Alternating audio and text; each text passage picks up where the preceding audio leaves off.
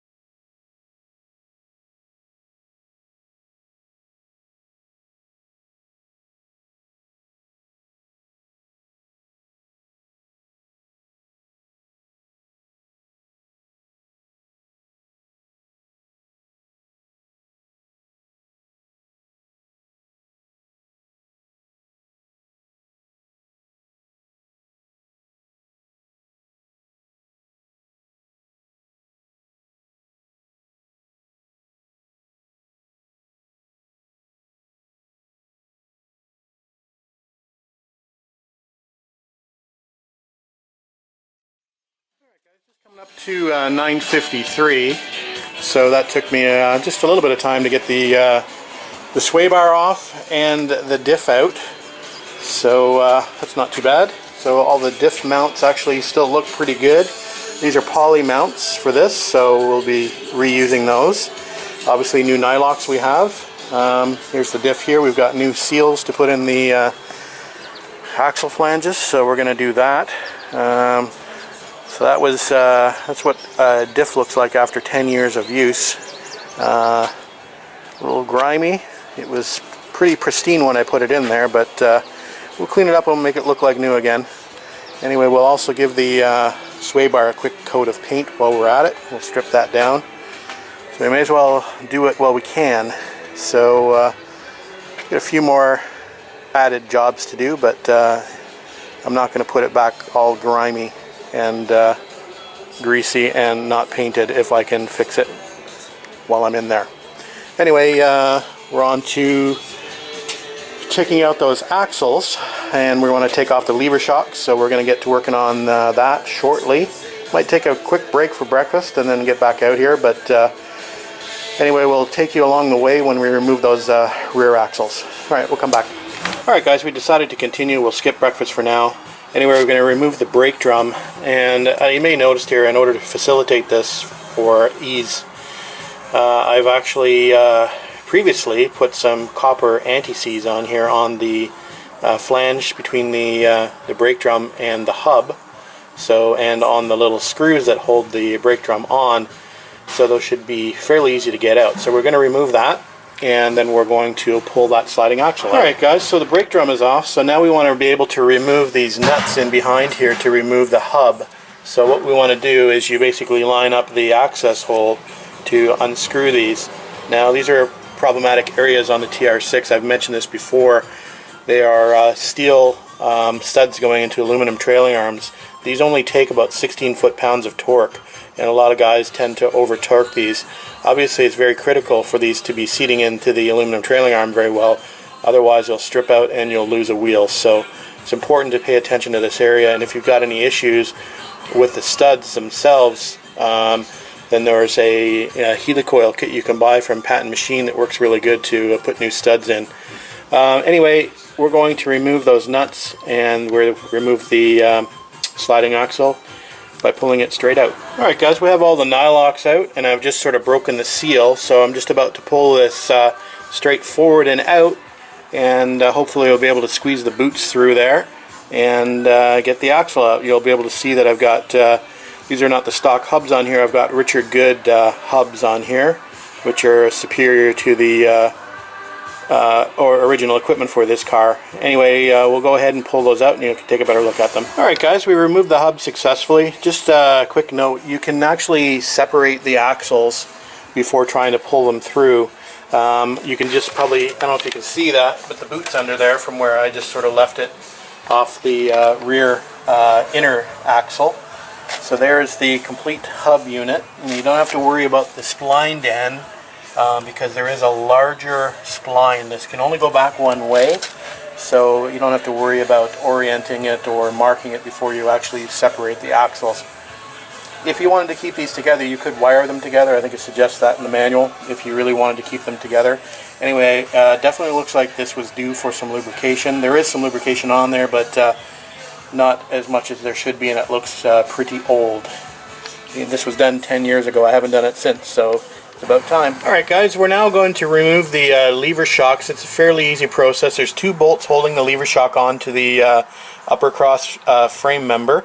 And then there's just 2 bolts, a lock nut and a bolt holding this to the bottom of the trailing arm.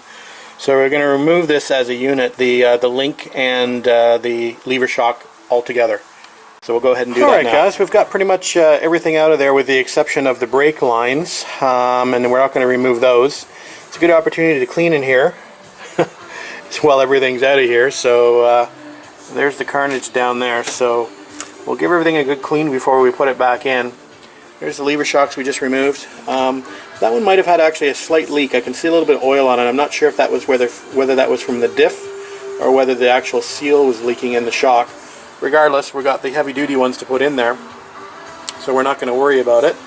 So I think we'll move around to the other side, but I think I definitely need some breakfast. I'm starting to run out of energy.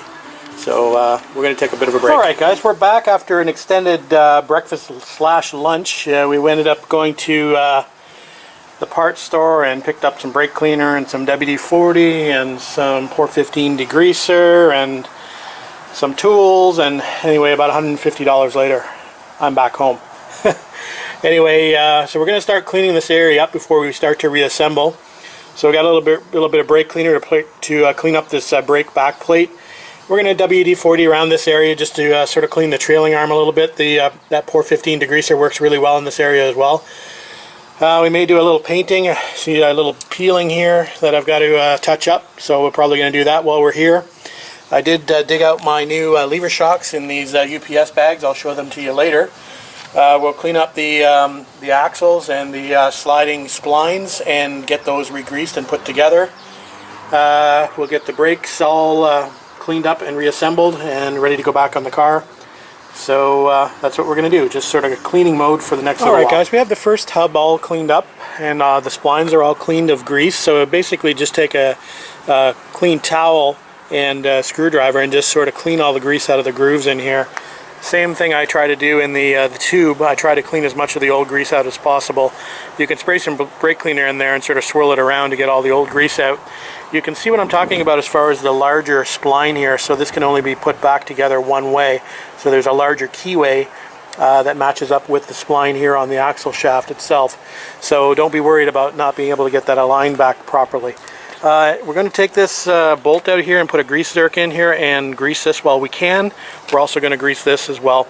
So we're just about ready to reinstall this in the car. So I'm going to reinstall this half, and then I'm going to attach the back half with the boot.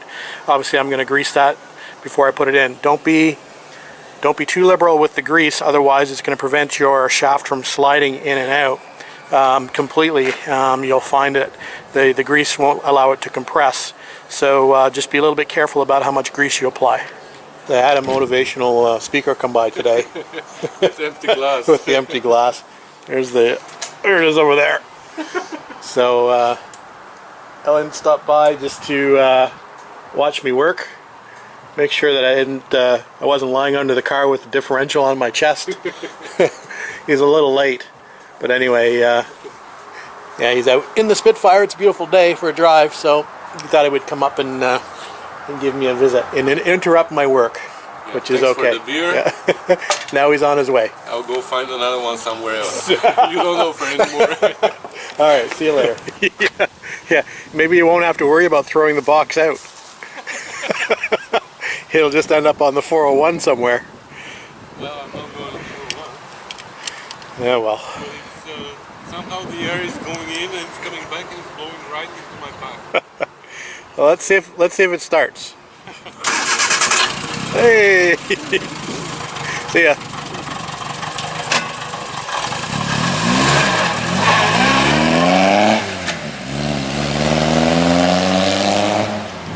All right, back to the TR6. All right, guys. While I was here, I reinforced a weld that I had done probably about 6 or 7 years ago.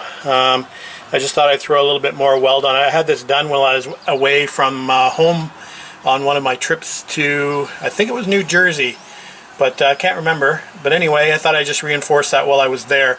So we're about ready to mount the new lever shock. There it is. That's the heavy-duty lever shock from Worldwide Auto. And there's the new shock link with poly bushings ready to go. So we're going to install that now and hook it up to the trailing arm. Alright guys, we have side number one, the driver's side, pretty much back together with the exception of the inner axle. But the new shock is in and the hub is back in place and torqued down, and the inner U-joint has been greased, so we're good there.